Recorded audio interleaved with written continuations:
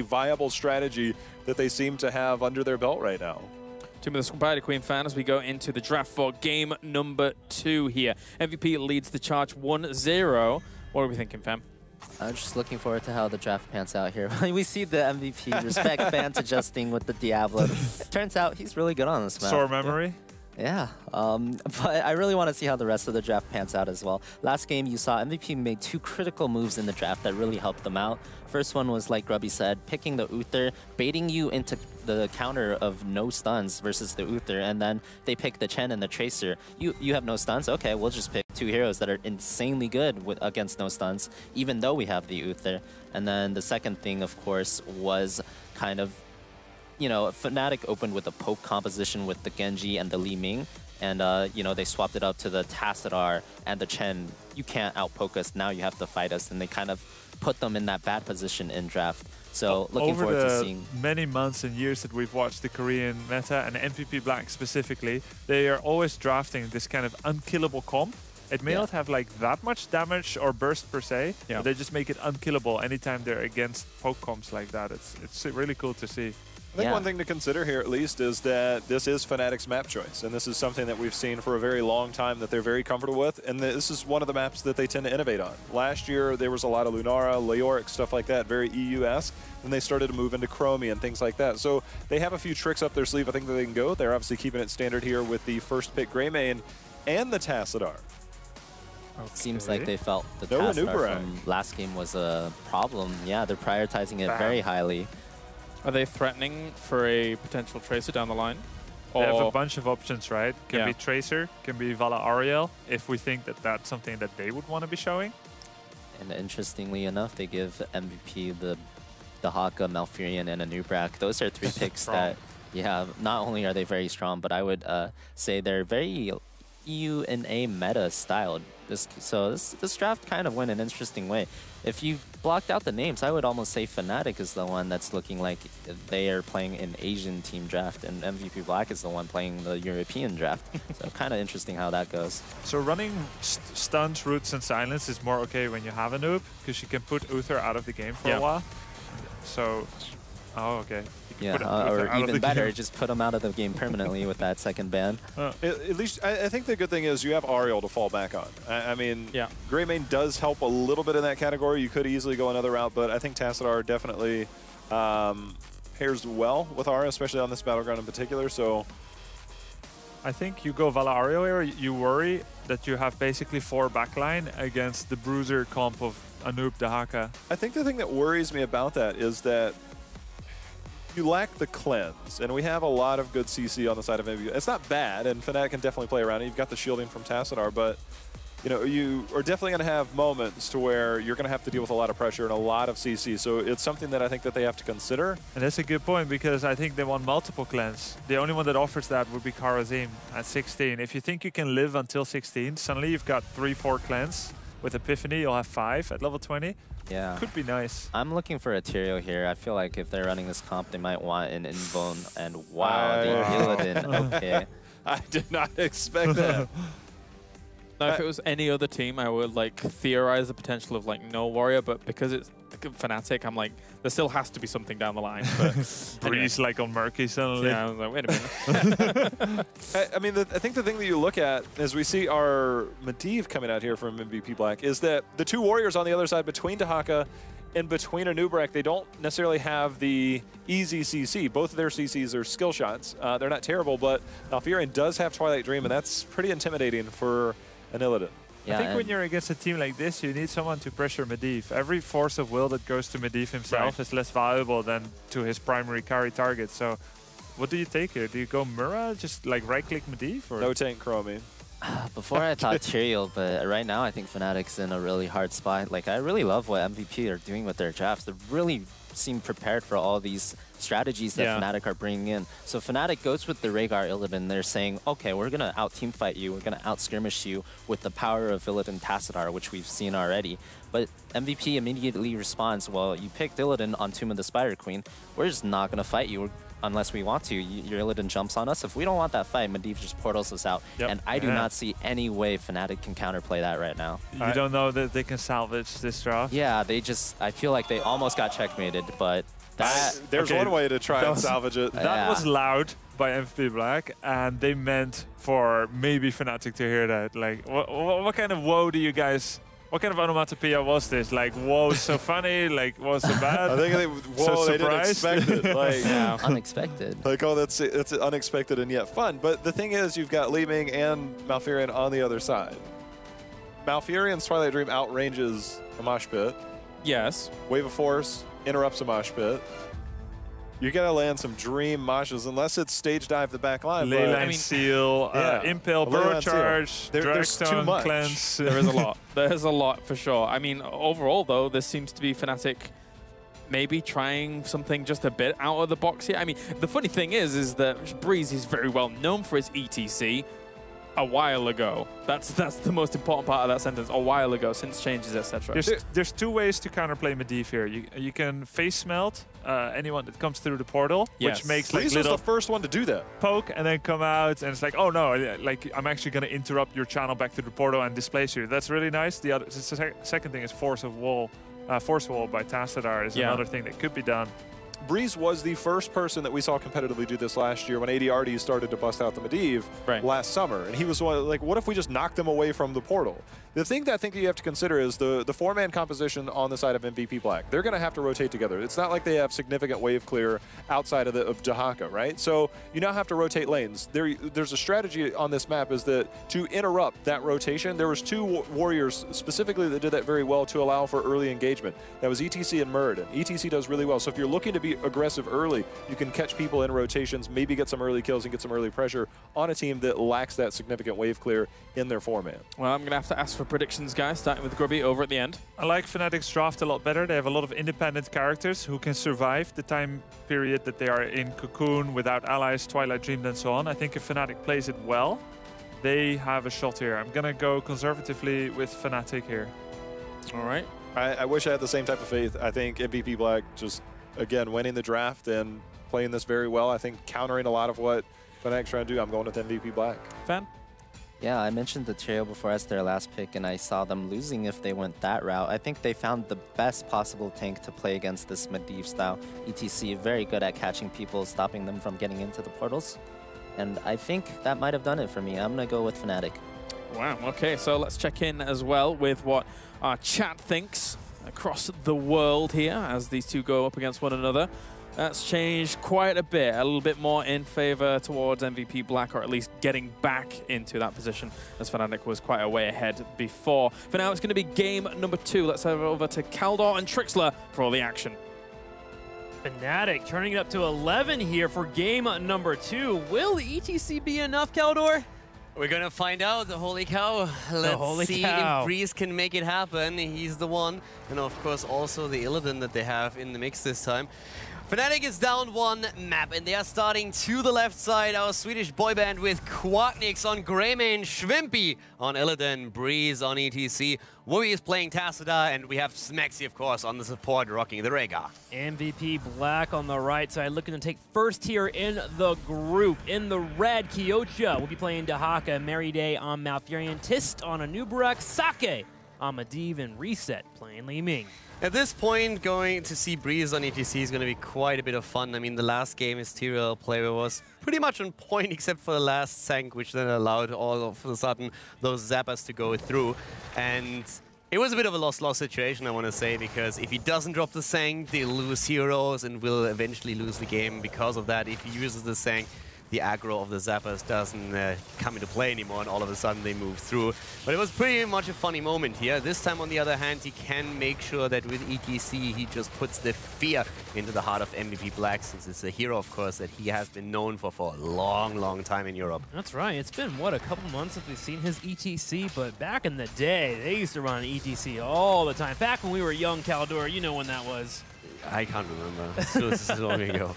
Now, the thing about Breeze ETC is actually that back in the day, if you so want, he had one flaw with his ETC. He was a little bit infamous for dropping random mosh pits into the middle of nowhere. That happened way too often, but they still always were able to just use him with that threat that he poses on an ETC to get the victory. And he's a beast on the hero. There's no doubt about that. Well, looking over to MVP Black, so far they're keeping up with the rotations going between the middle and the top wall. Dev will be keeping an eye on that Tassadar and Illidan here with his teammate. Kyoto turned around for a drag, jumping straight onto Swimpy, but he doesn't mind here with Tassadar bringing the shields out. He's able to lifesteal back up. So there's one thing that I want to talk about quickly since we are talking about Illidan, because traditionally when you look at Tomb of the Spider Queen, it is a map where Illidan usually doesn't thrive that much. The reason for that is it's a very small map, and Illidan is stronger the bigger the distance to safety is. If you can simply retreat to a tower, to a fort behind a wall, then Illidan gains a bit less value. It was one of the main reasons where for a long time Illidan was considered to be extremely bad on this map. But right now the idea is to open the map up. Fnatic, on the other hand, losing ETC here early on. Just as a few seconds ago we praised Breeze's ETC. So MVP Black opening it up with a bang. What Fnatic needs to do, as we said, they need to open up the map, they need to take down a few of the structures, make sure that Illidan has a lot of room to work with, and carry this into the late game. One of the weaknesses of the new ETC is that he's not that very good as a solo tank by himself. Luckily, with Illidan being in the mix later on, he should be diverting some of the attention away from the ETC to make him be more effective in these fights. Yeah, the double support also helps. Yeah, very true. Keep him alive, floating around there, but did not work at that point. Now, MVP Black sitting back here in the middle, watching out for Breeze in particular, but they've been doing a really good job of just making sure to keep an eye on Illidan. However, the moment Illidan disappeared, we actually have an aggressive giant rush down here on the bottom. Very clever here from Fnatic. Yeah, Fnatic is currently trying to get some pressure onto the map. The early game is something that they're probably slightly scared of, just simply because they want to make sure that MVP Black doesn't snowball too much. But once again, Black with the attempt to take down ETC. Smexy is there to help out, drops a quick healing totem as well. And of course, by now, with level 4, we also have Tassadar with Kala's Embrace for the extra lifesteal. Swimpy diving straight onto Kyoto here, trying to keep him away from those giants so they can have the pressure that you were talking about earlier. Again, trying to get through this early game to get towards a level 10. While Breeze and the other members will be floating around the top side. And it's great, because with Smexy being here on the Rhaegar, you don't have to really do this 3 to 4 man rotation and get maybe chunked by orbs. Rhaegar by himself can hold a lane just fine. One of the best wave clear supports you can get in the game. Yeah, we have already 38 gems, by the way, turned in as we're talking about wave clear. Illidan is the one that still is at the bot lane, trying to pressure the lane in, and the Haka is going to try and take over soon to make sure that Black doesn't lose out on too much experience. But MVP Black is currently threatening the first Web Weaver wave, and that is something that Fnatic is going to try to disrupt. Tassadar helps with a vision, and they're starting to jump in, but of course Tis can move out. Schwimpy, very optimistic here, going in deep, able to escape. As we see Breeze with a slide, but there's Medivh with the portal, allowing Tis to go in once again. Just barely diving over and going on that back line. Does get out, but as you mentioned, the Red Weavers do get turned in. Breeze in trouble, though, as Tis turns around. Will be able to hit the Burrow Charge and the Impale. Sake going in, looking for some damage, but Breeze running towards his teammates will be just fine. Now it's all about clearing these Web Weavers. It's always a pleasure to watch a strong Medivh player and to see how he enables his team to make these moves. And of course, as a coordinated team, going just through these portals as a unit and putting the pressure on is a fantastic tool to really take down single targets, isolate them. And this is something that MVP Black is attempting to do here. Quacknix rooted, but gets cleansed as Fnatic just a second before reached level 7. So Rhaegar is there and has Quacknix back. Great skills between both teams there. Oh, hang on, as Zildjian gets picked off here on the bottom. We had Reset being chased here by Greymane on the top there with ETC as well going in for the kill, but he peeled all the way around and waited for his teammates to rotate in. On Tomb of the Spider Queen, if you can buy a good 3 to 4 seconds for your teammates to come in and save you, usually you can get out of the rotation if they help you out, and that was what happened there. Now Breeze taking damage once again here in the middle, and that kill on Illidan on the bottom hurts Fnatic a lot. You see them struggling to deal with the pressure coming their way in the middle. Fnatic has massive problems with this first Web Weaver wave. Just look how far ahead MVP Black is in experience. The wall at the top lane has been destroyed, the wall in the middle as well, and Black doesn't stop there. They go for the fort. So with the first Web Weaver wave in the game, they take down the fort in the mid lane, they take down the walls, they have an entire level lead.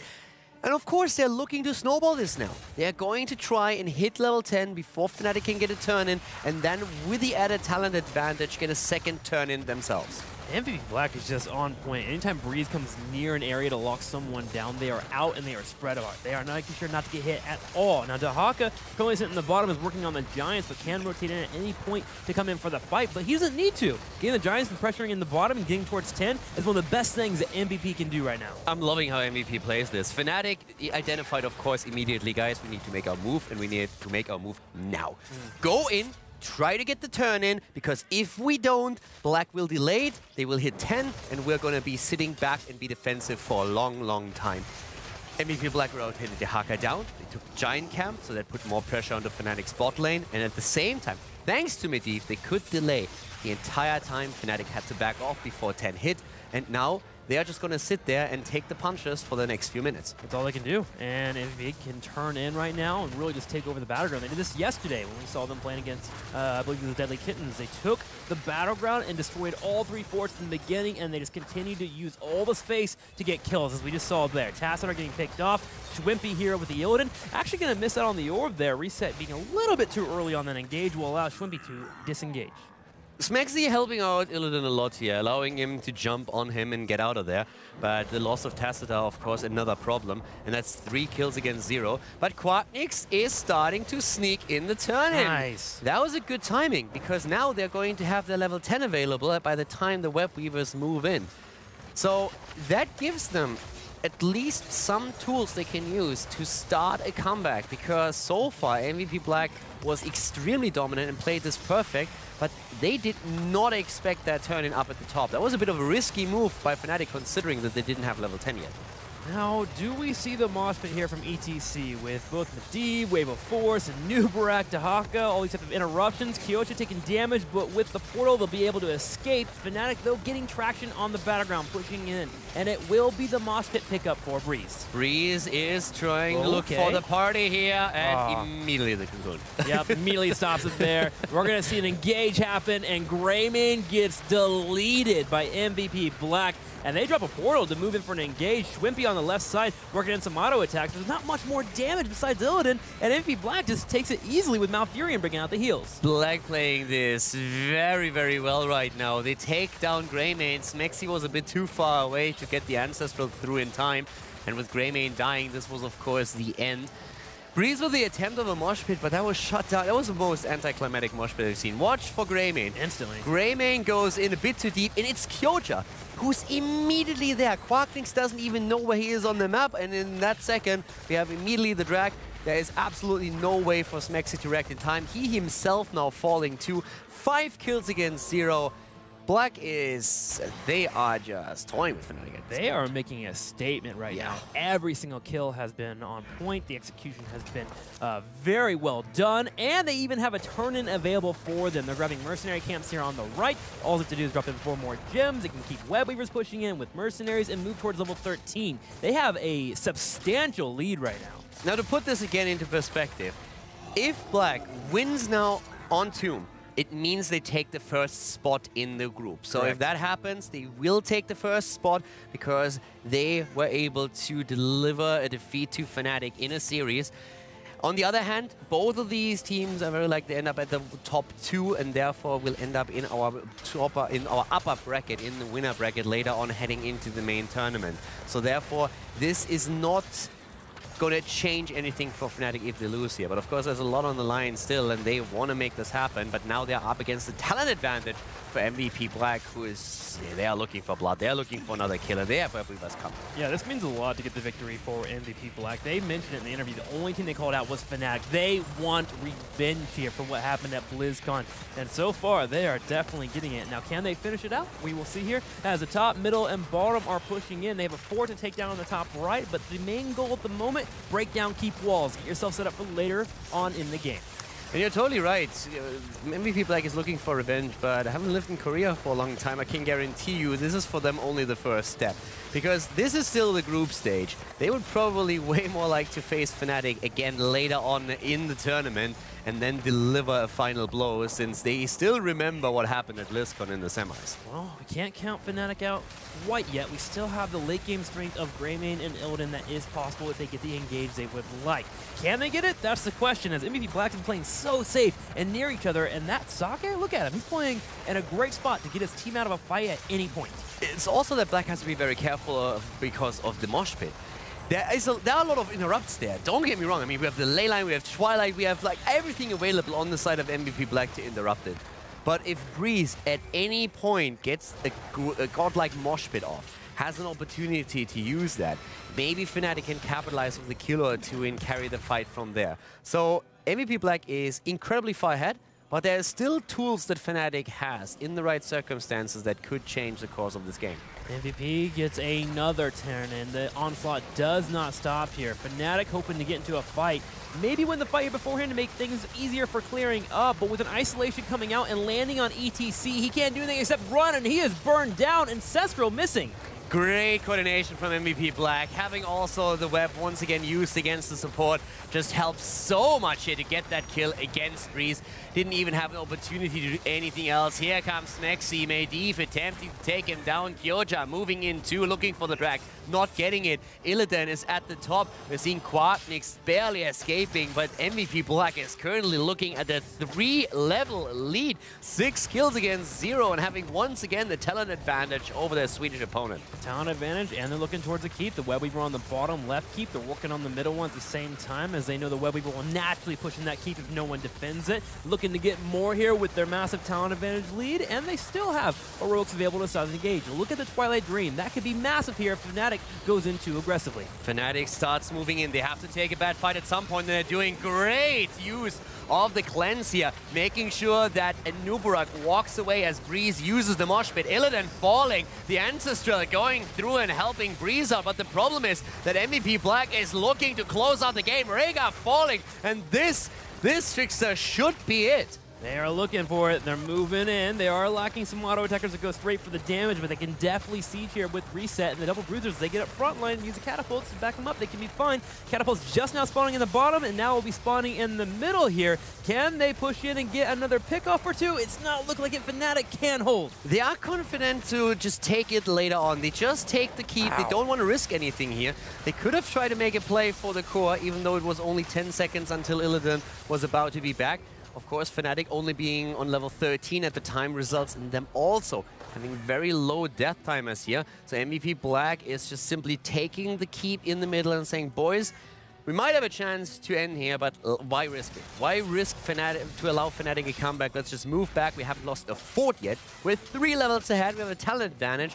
We can just simply go for another turn. For boss, we have all the cards in our hand now.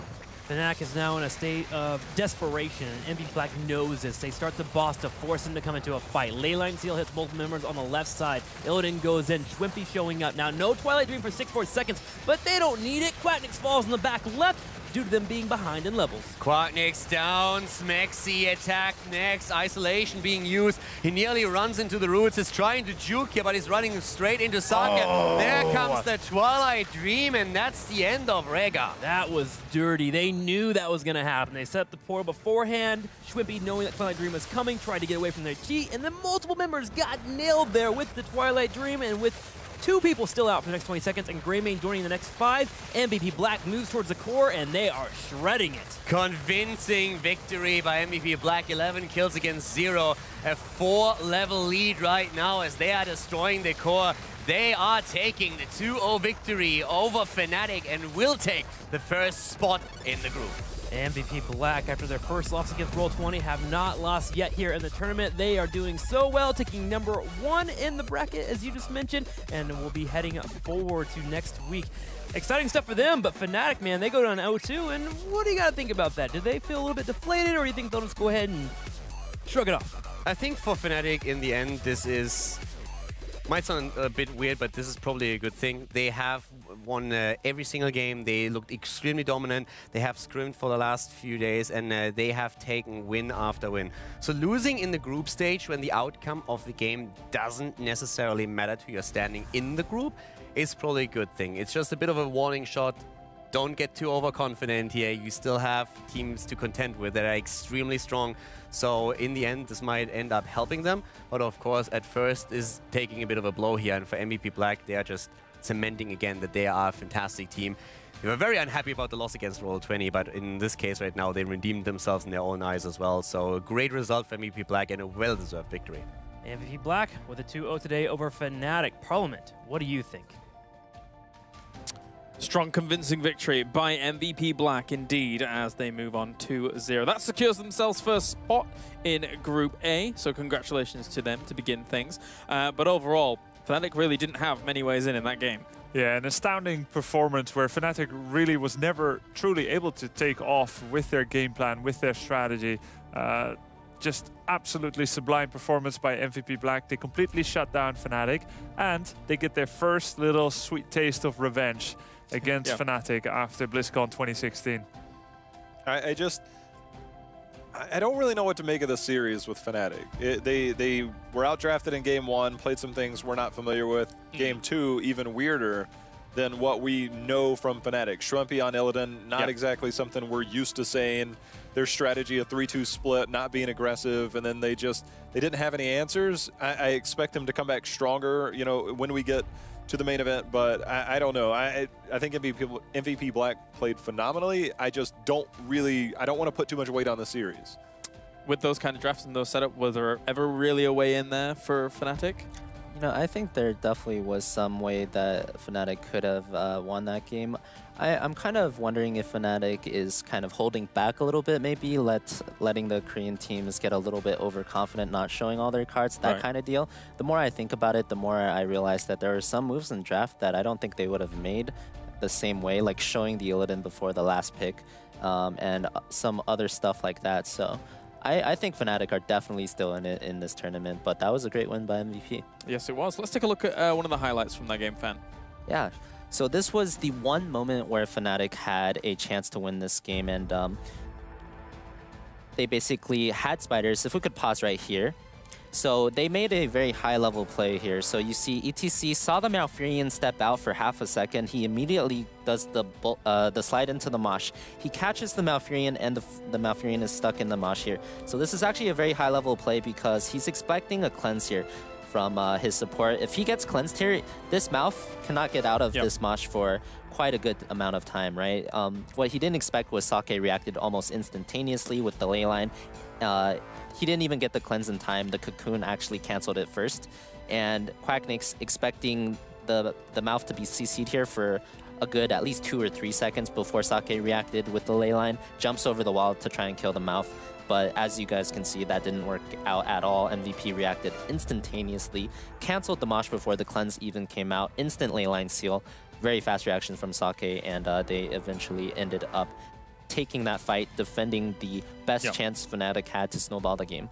It felt very interesting that did come out towards the end of the... Oh. Hello there.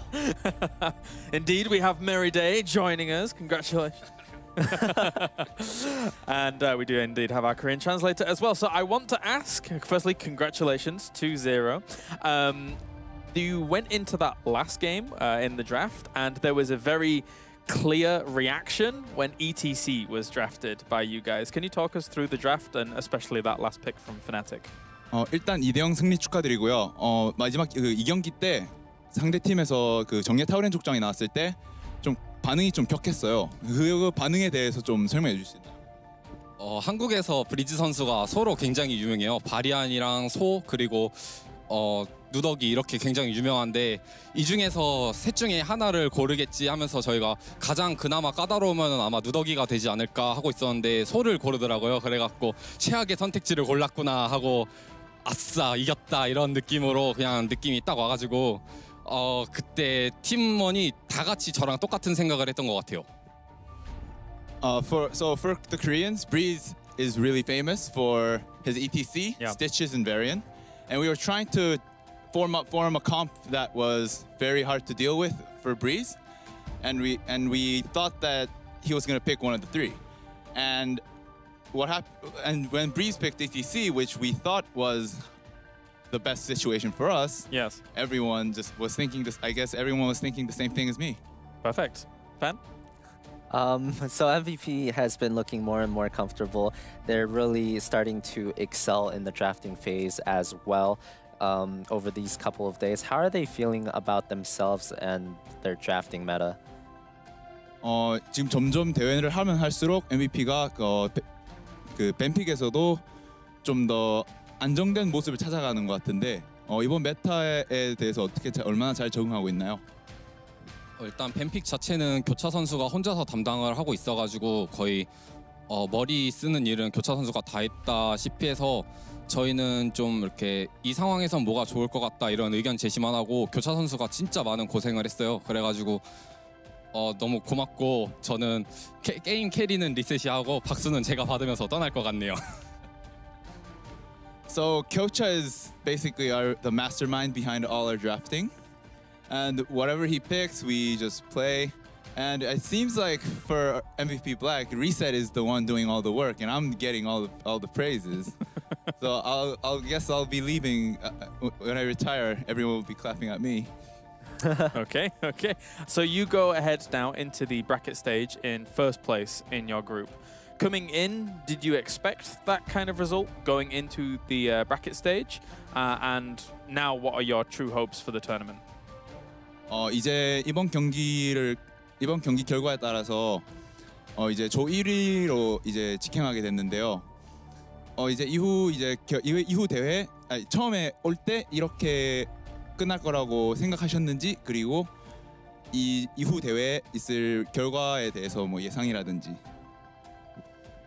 처음에 왔을 때는 솔직히 한국에서 연습을 너무 못해가지고 좀 힘들 거라는 생각은 하고 있었는데 생각보다 한국 커뮤니티 반응이 너무 격하더라고요. 그래가지고 좀 이제는 한국이 다시 이겨줘야겠다, 주모를 다시 불러와야겠구나, 국뽕을 빨아라 이런 느낌으로 그냥 이기려고 최대한 노력을 많이 했고요. 그리고 앞으로 있을 경기에서 저희는 아직 준비한 카드를 하나도 쓰지를 않았거든요. 거의 즉흥적으로 쓴 게 더 많아가지고 앞으로도 딱히 걱정은 없어요. 이제 발 편히 뻗고 잘 수 있을 것 같네요. So we knew it would be an uphill battle because we didn't really get enough practice in Korea. But when we went 1-1 in the beginning of the tournament, the Korean community went insane because we weren't performing. Right. And we decided that the Korean hype train needed to be put on the tracks. Put on the tracks. So that's what we did. And moving on in the tournament, we haven't really pulled out our cards yet. We haven't pulled anything out. So I'm hoping that this tournament would be smooth. And now I can sleep in bed Comfortably. Comfortably. Yeah. All right, well, thank you very much, Merryday. And thank you very much indeed as we go into the group stages now and see exactly what has gone on so far. So Group A is pretty much been